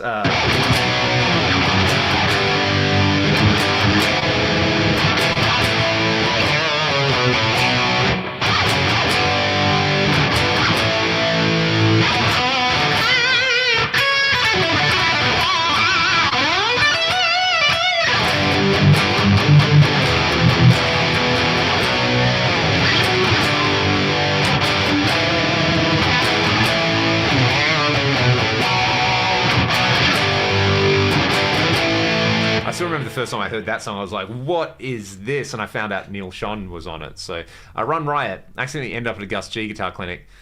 And the employee was like, are you guys here for the Gus G clinic? So we went to it. That's the best. So good. Godfather soundtrack, please. Yeah, you need like a pick launcher or something. Digital Viper, got the Sin 20 IR. A few modules. Sick, man. That's going to be great. What modules did you get? That was Hot Cherie. Yep.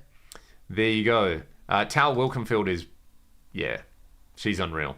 I think, did she like put out like a kind of singer-songwriter-y thing recently where she's singing? Like, yeah, really, really good. Really, really good. There was a question in here. Tal was on Uncle Larry last week. Amazing jam. Sick. I have not seen that. I should check that out. Can I do any Badlands?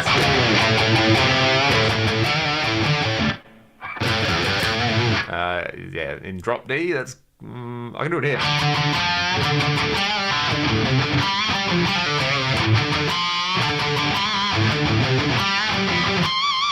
Anything by Steve Stevens. I have played Rebel Yell a lot, including the intro. So can I do it in drop D?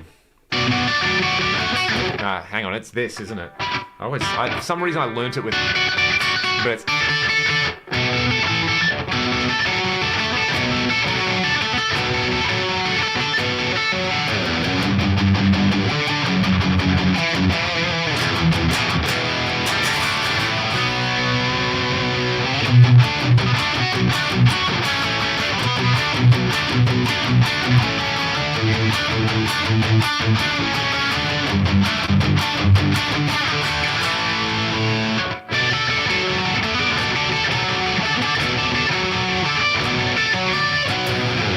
Yeah, doing that in we did that with Club Cabaret with a lady who did a hula hoop routine to it, Lisa. It was like this virtuoso hula hoopist, and that's her song. So that was my favorite part of the show, and that would be right before the first interval. So you do that and get the... Where are we going? Yeah, and then da da da da da. And then at the end, I would play the ending for Bark at the Moon. So she'd run off the stage, and then there's a little band play out. So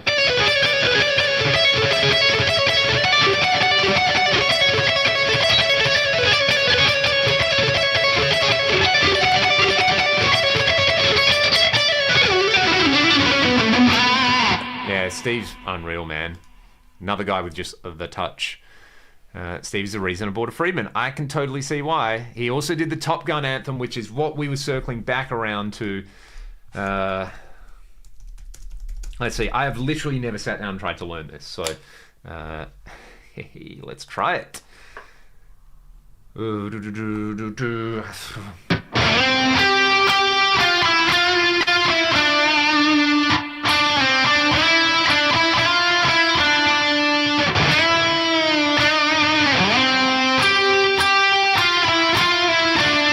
Isn't it? So you go.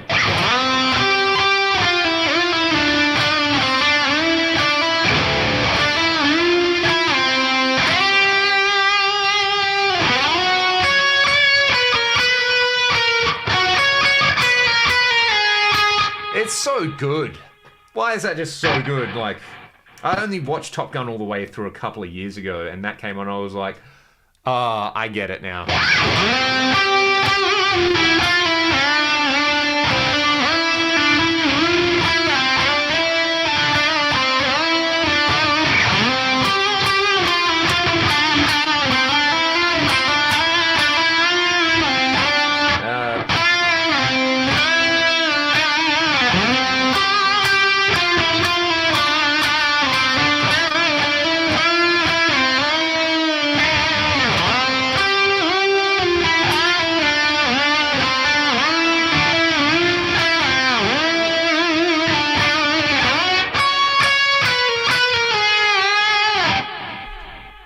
Just very elegant and enjoyable, isn't it? And then...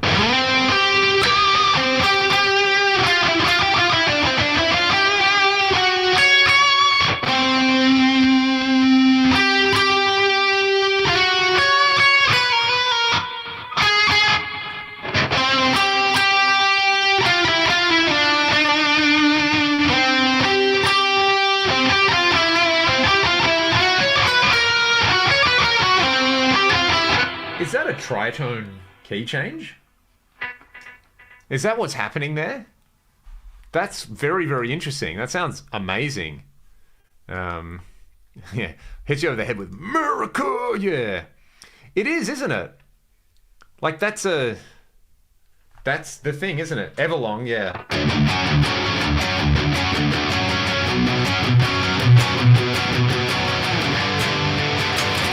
I love all this stuff.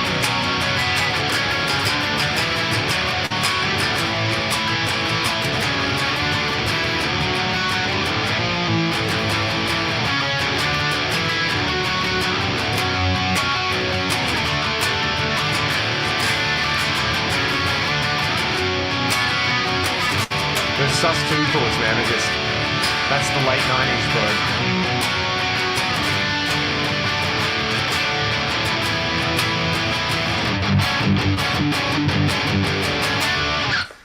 Tune. That is a great song, isn't it? There's a little melody in C major. I mean...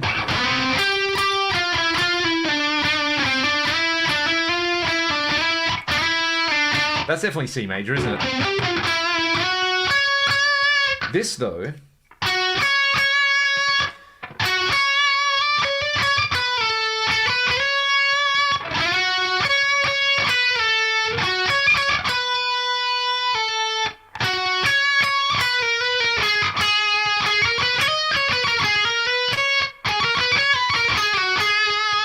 This is... I mean, if that's the root note, then it modulates to F sharp, right? So,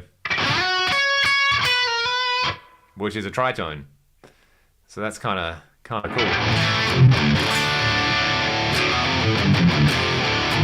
What amp is this? It's the FAS Stealth Blue. So, got to crank the presence up high on this one. I've also got the CC boost on, so without the boost, with it, just gives it a bit of extra.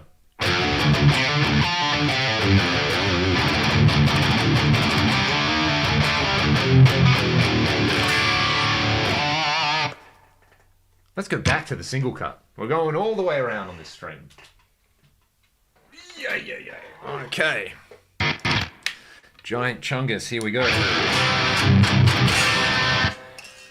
Wow, that's gone out of tune just because of the temperature fluctuations in here. That's wild. It is cold today. Whoa. Crazy. I think this room, I need to get some kind of temperature control in here because this is probably not great for the guitars.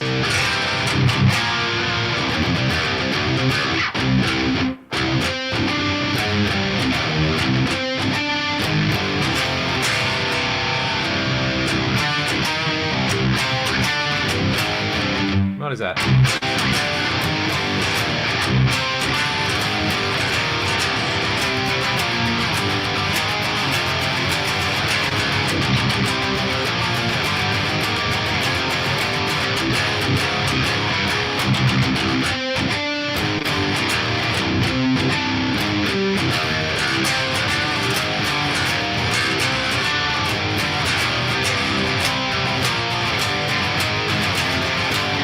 And I'm about to break.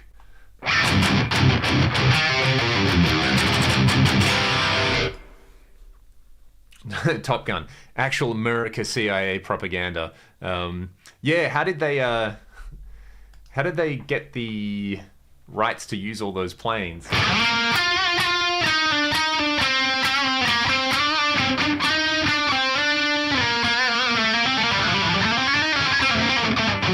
Oh, dude. Now we're talking, yeah. All the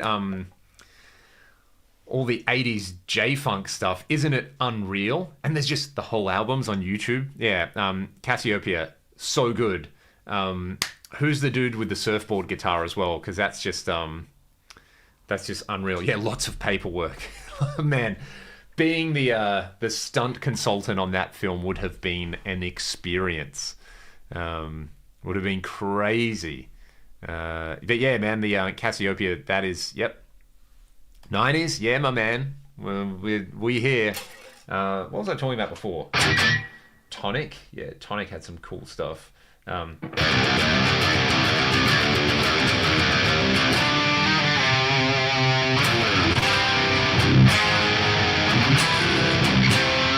What was I playing the other day?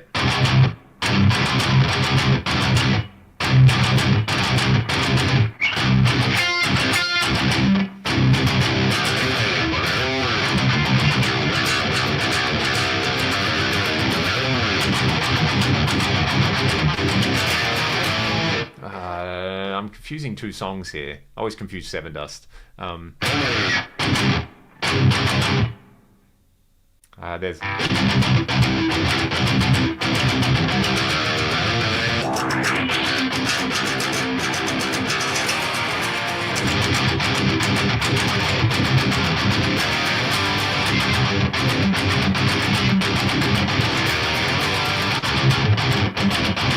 That's Enemy, right?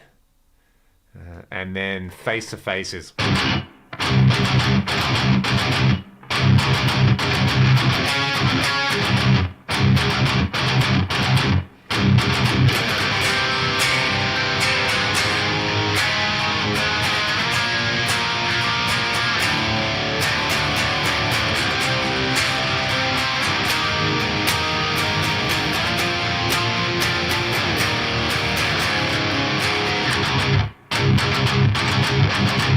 So good, just like chunky. What are they, like drop A, drop B or something?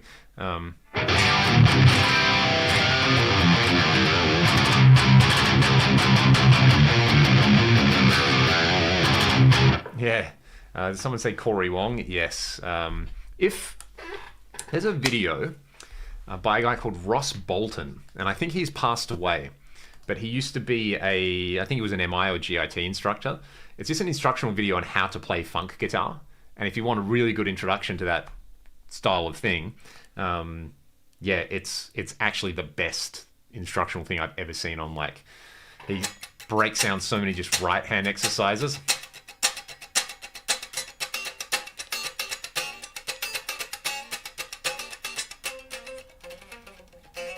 American Hi-Fi's lead singer is Matchbox 20's drummer. Really? I did not know that. That's cool. Man, Because of You is good Nickelback. Nickelback have a lot of good stuff, man. They have some trash, but the good stuff is really good. Live Loud Live was like buying weed from Afghanistan in the 80s. That stuff would mess you up. Yes, Ross was at GIT, yeah. One of my students had Ross as a teacher in the 90s, I think, and spoke really highly of him. So, yeah, if he has passed away, that's a real shame, because he was a great, great teacher.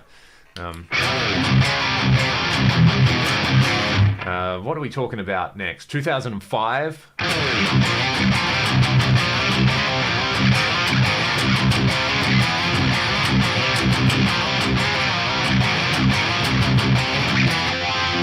then, what does Jeff do?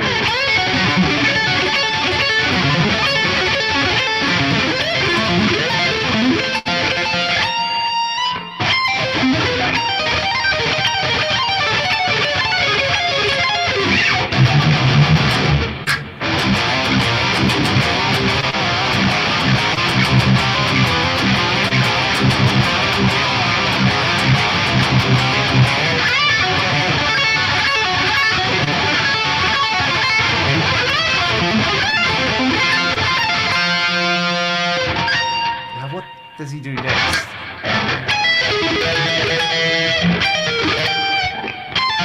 That's right. Yeah, this is hard to do on a guitar that doesn't have 24 frets. So it's probably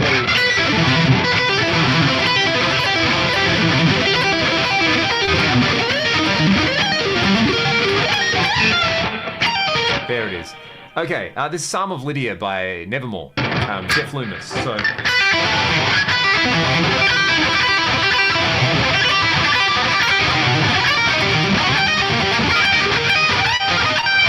Man.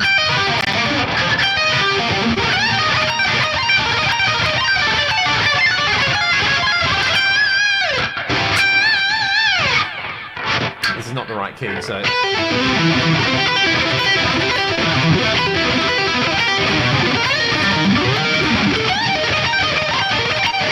I'm missing one arpeggio in there, but we'll come back to that. Broderick or Loomis, the eternal question.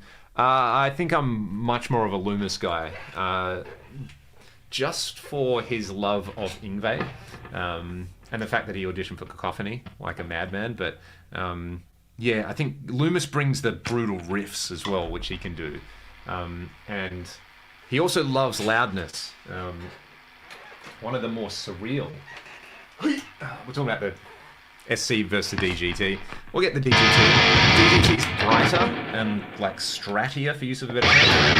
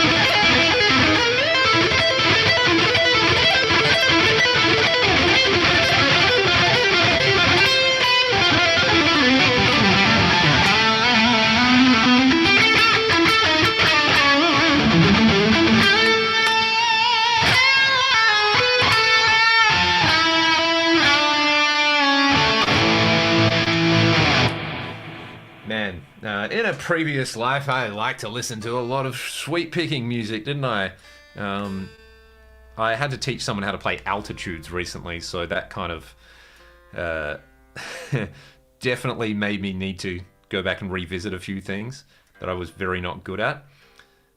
Which is kind of fun when you haven't really practiced something for ages and you're back and you're like, oh, there was, I would always practice like the 5-string arpeggios. That's the goal, to get paid by the note, right? You know, like E minor.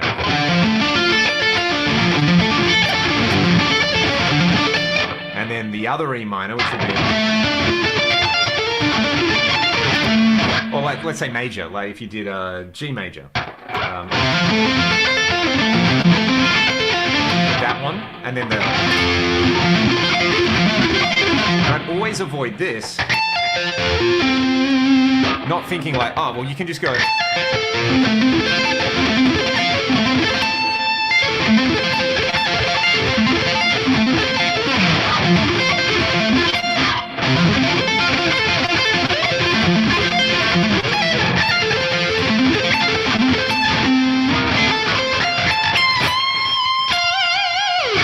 There's also this part in altitudes that, yeah, the G 6-string root, I don't even bother with it because it doesn't fit rhythmically in my brain. I never really enjoyed that. Can you show that clean? Yeah, so, like if you think of this voicing a G major, I'm down a whole step, so it sounds like F, but...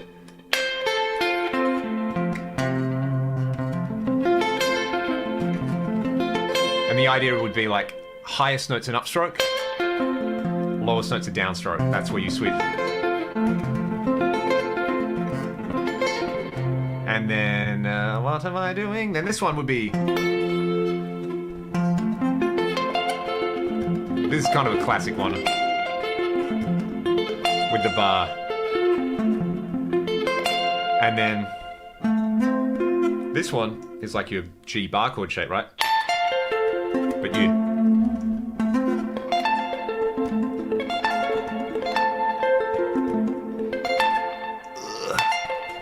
Or you can string skip them. So that's what you would be doing. What was the other thing I was going to say? Yeah, altitudes. Destroying me. There's a couple of arpeggio shapes in there that are just like, yeah, a lot to dig into. So.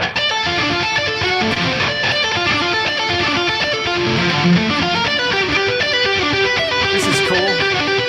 3-string shapes. 5.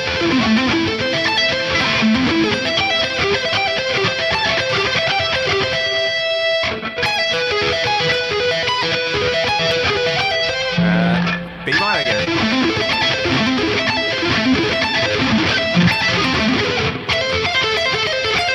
There's this thing, yeah, that's what I was going to get to in altitude. So there's this thing, the F sharp, he does this on A, where you sort of, I just hate the way it feels. That kind of thing. So what you can do instead is go, this was the revelation for me, which helped me almost play it. You do this. So it's like a 3-string shape, but not on the top 3 strings, and I think that's so cool.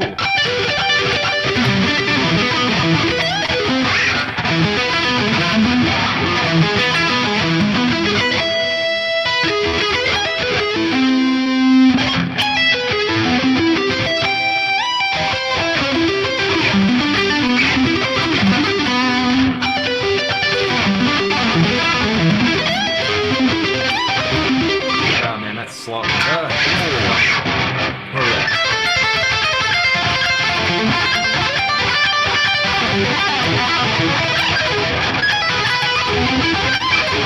really got to get the light.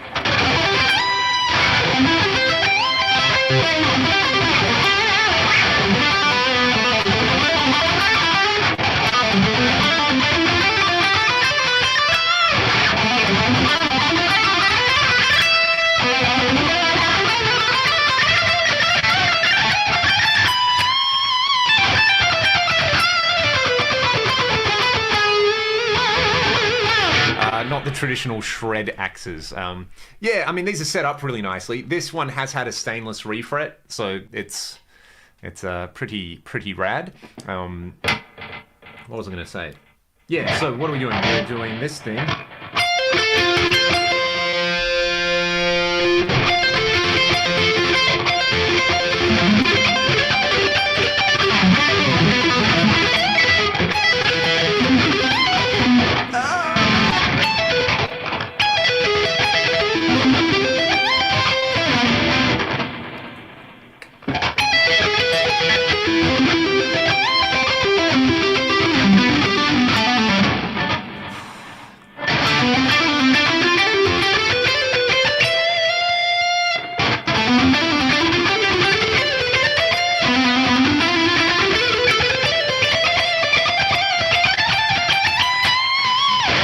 When I'm going to switch to playing nothing but tellies, my 40th birthday, I will just absolutely jump ship and become a country guitar player. There you go. Emil Wursler. Man, I haven't heard that name for ages. I remember he did a bunch of like maybe Guitar World videos or something where he was doing a bunch of like dominant stuff. And I was like, that's cool, I need to know how to do that. So yeah, far out. I haven't thought of him. He was doing like a surf instrumental thing for a while. Like playing crazy stuff with spring reverb. Let's get a Scott Ian Jackson telly, yes. Yeah, man, Darth were good. Really, really good. He's an amazing guitar player, Emil.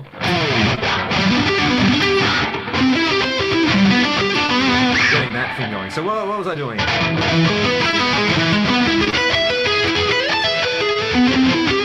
Now, do I need to do that? Yeah, I think I do. Yeah, that's annoying.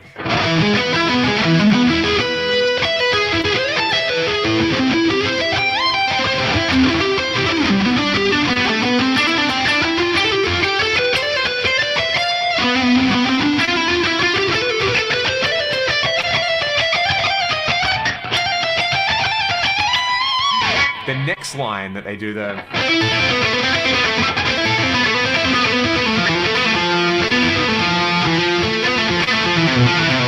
it's so good as well, right?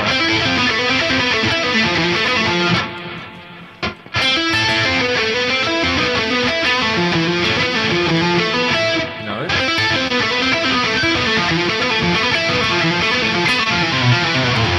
Yeah, that thing, I think maybe Marty plays it.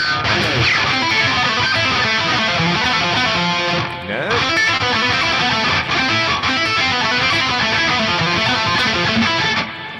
Man! No, it's...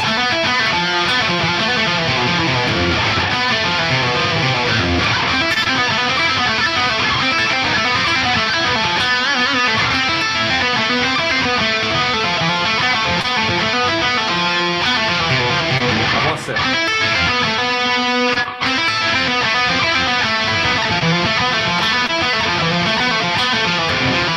That's the line, yeah. No. Oh, man.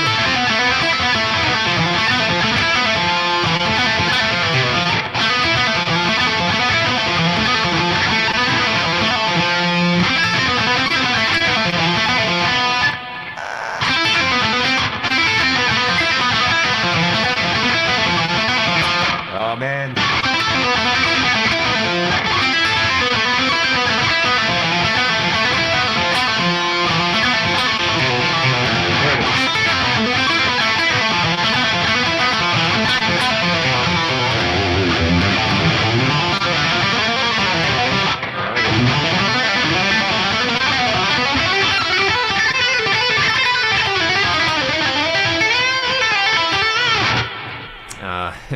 Paganini's a rabbit hole, yes. Yes. What's the one on that Racer X song?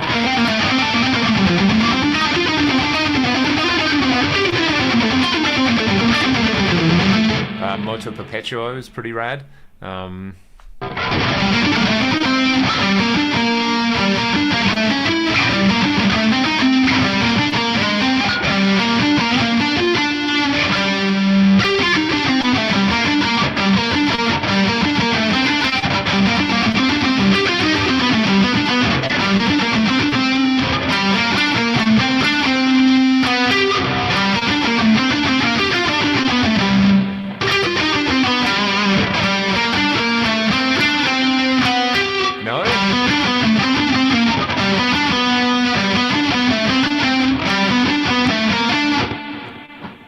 this like the fifth caprice or something?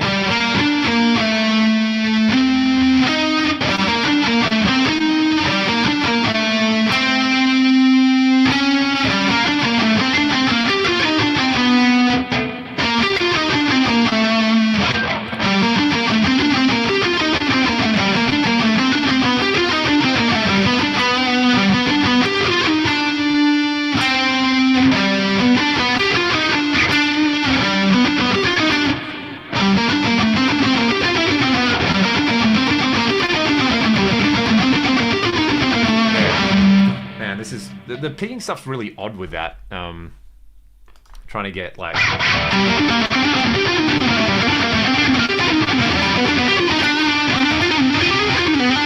Anyway, back to that cacophony thing.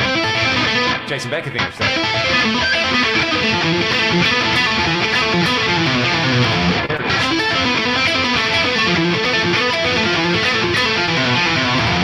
Love that.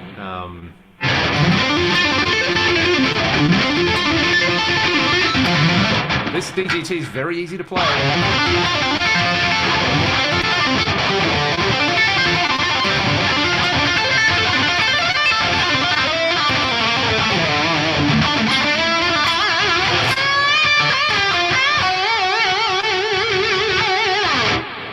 Having like 10 to 52s on in drop C lets you do that.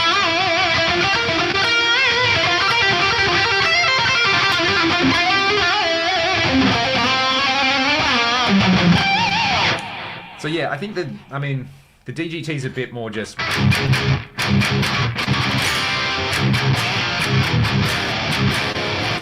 bit more like percussive, might be the term.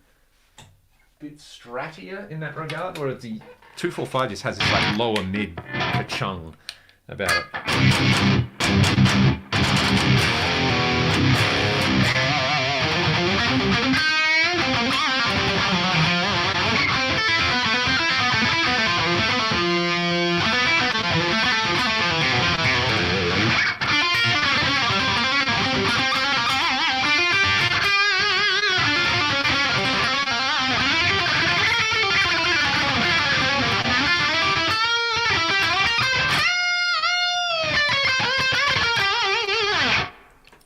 Man, we have hit the 2-hour mark on this stream. Yeah. Don't know if it's a record, but we're getting quite close. Where am I? Famous yo-yo guitar. Yeah. So good. So good. If you go country, you should check out Andy Wood's free. Yeah, man. Andy's insane. Like... one of the best guitar players I've ever had the chance of like seeing in the flesh. Just him picking up a guitar and just like destroying, and being able to play every style so well. Should have known all those nonchalant Michael Schenker riffs. Just checking tone, you were better. Thanks, man. I appreciate it. I have done that video, Nick. If you look on the channel and look like DGT comparison or whatever I called it. So, yeah. Check that one out. The SE holds up really, really well, I think. Check out Ben Travis. Yes, Ben's insane. Terrifying. So many monsters. What's the weather like in Perth now? Let's have a look. Overcast and cold. If you can believe it ever gets overcast and cold here. So I'm going to bounce, everybody. Thank you for hanging out. I've got to... my feet feel like they're about to fall off, so hopefully I don't get frostbite. And... I'll do another stream very soon. There should be a 5-minute licks video going up in a few hours. It's like a kind of little bending thing, which should be fun. And yeah, everybody take it easy. I will see you all on the next one. This was a pleasure. I really enjoyed this one.